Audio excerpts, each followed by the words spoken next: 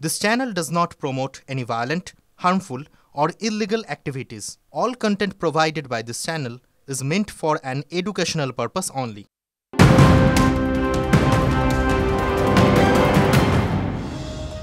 এদিকে মমতা বন্দ্যোপাধ্যায়কে বহিষ্কারের প্রায়শ্চিত্ত আজও করতে হচ্ছে কংগ্রেসকে। প্রকাশ্য সভামঞ্চে দাঁড়িয়ে আফসোস প্রবীণ কংগ্রেস নেতা প্রদীপ ভট্টাচার্যের।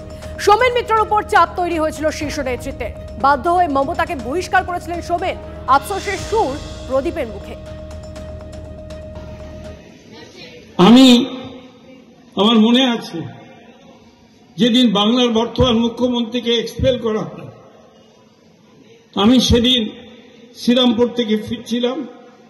আমি তখন শ্রীরামপুরের সাংসদ। আমি সেকেন্ড ব্রিজের কাছে তখন সোমেন মিত্রের ফোন এলো।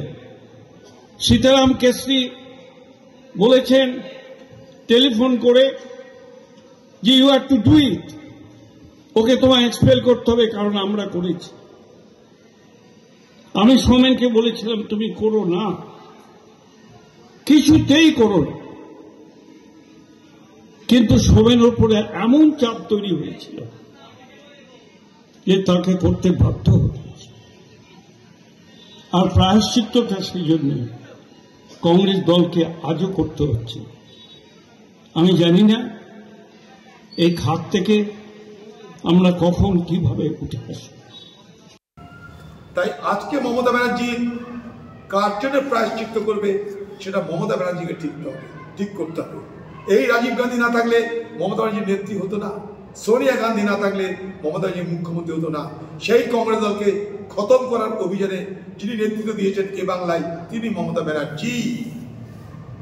তাই আজকে কারণ আফসোস হতে পারে, সামনে রাজ্যসভা ভোট আছে, আজকে আফসোস হতে পারে, কিন্তু আগামী দিনে ইতিহাস প্রমাণ করবে যে এই বাংলার মুখ্যমন্ত্রী মমতা ব্যানার্জি শুধু কংগ্রেসকে নয়, এই বাংলার যা সংস্কৃতি, শিক্ষা, সভ্যতা সমস্ত কিছুকে ধ্বংস করে এই বাংলাকে বর্বরদের রাজ্যে রূপান্তরিত করেছিলেন।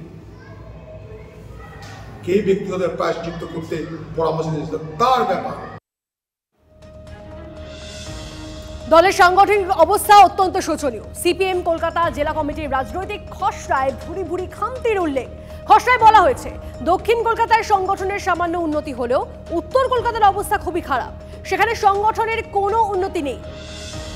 খসড়ায় আর কি বলা হচ্ছে জানবো আমাদের প্রতিনিধি প্রদীপ্ত থেকে। তবে আপনাদেরকে জানিয়ে রাখি দলের সাংগঠনিক অবস্থা অত্যন্ত শোচনীয়। প্রদীপ্ত থেকে আরো বিস্তারিত জানি। প্রদীপ্ত, দেখো, দলের সাংগঠনিক অবস্থার যে চুলচেরা বিশ্লেষণ কলকাতা জেলা কমিটির যে সম্মেলন সেখানে সিপিআইএম সামনে নিয়ে এসেছে, সেখানে দেখা যাচ্ছে যে দক্ষিণ কলকাতার পরিস্থিতি তুলনামূলক ভালো, তবে উত্তর কলকাতার পরিস্থিতি খুবই খারাপ এবং সেখানে উন্নতির সামান্যতম কোনো লক্ষণও এখনো পর্যন্ত দেখা যাচ্ছে না। অন্তত সিপিআইএম এর কলকাতা জেলা কমিটির যে সম্মেলন চলছে সেখানে আর তারা সেটা স্বীকার করে নিয়েছে। তার পাশাপাশি একসময় সিপিআইএম এর বস্তি সংগঠন খুবই শক্তিশালী ছিল, কিন্তু সেই বস্তি সংগঠনের হাল একেবারেই খুব খারাপ জায়গাতে এসে দাঁড়িয়েছে, তলানিতে ঠেকেছে এবং সিপিআইএম নেতৃত্ব মনে করছেন যে এই বস্তি সংগঠনের হাল যদি না ফেরানো যায় তাহলে কলকাতাতে অদূর ভবিষ্যতেও সিপিআইএম এর পক্ষে ভালো ফল করা সম্ভব নয়। ফলে এই জায়গাগুলো তারা মেরামতি করার চেষ্টা করছে এবং সম্মেলনের মঞ্চেই সেই সমস্ত বিষয় সম্পর্কে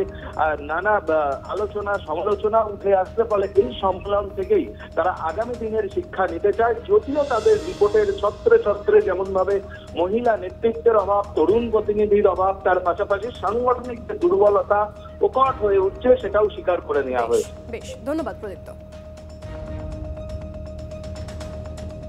সিপিএমটাই তো উঠে গিয়েছে, তাহলে তার আবার এই সংগঠন উঠে গেছে, ওই সংগঠন উঠে গেছে, সেই সংগঠন। আগুন পাখিদের অবস্থা দেখেছেন? নিজেদের পাড়ায় নিজেদের বুথে জেতাতে পারে না নিজেদের পার্টিকে। তারা নাকি সব আগুন পাখি, উড়ন্ত রকেট, ডুবন্ত সাবমেরিন, সব নানা রকম নাম তাদের। সিপিএমের নতুন প্রজন্ম নিজেদের পাড়ায় শুধু আছে এরা মিডিয়ায় আর সোশ্যাল মিডিয়ায়, ফেসবুক বিপ্লবী। সিপিএম দলটাই নেই, রিজেক্টেড। 35 বছর ওরা যা করেছে, 35 বছর ওরা এই রাজ্যকে শাসনের নামে যে পরিমাণ শোষণ করেছে, শুধু শোষণ নয়, অনাচার নয়, যেভাবে রাজ্যটাকে পিছিয়ে দিয়েছে রাষ্ট্রের কাছে, তারপরে ওদের আপনি পতাকা লাগানোর লোক পাবেন এটা আশা করেন কেন? ওদের পতাকা লাগানোর লোক পাওয়া যাবে এটা আপনি আশাই বা করছেন কেন? বীরভূমে একের পর এক বোমাবাজি, নাম না করে কেষ্টকে নিশানা কাজলের। তৃণমূল নেত্রী কোর কমিটিকে দায়িত্ব দেওয়ার পর একটাও বোমাবাজি হয়নি। 2023-এর ভোটেও কোনো বোমাবাজি হয়নি।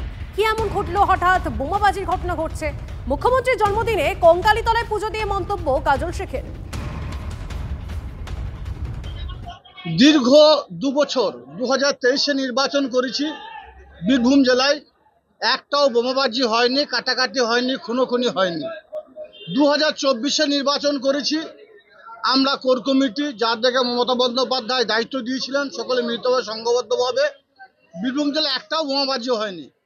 কি এমন ঘটনা ঘটলো যে এখন হঠাৎ বোমাবাজি হচ্ছে, বিভিন্ন দিকে বোমা ধরা পড়ছে, কোথাও গুলিবাজি হচ্ছে? কেন হচ্ছে, কি হচ্ছে জানি না।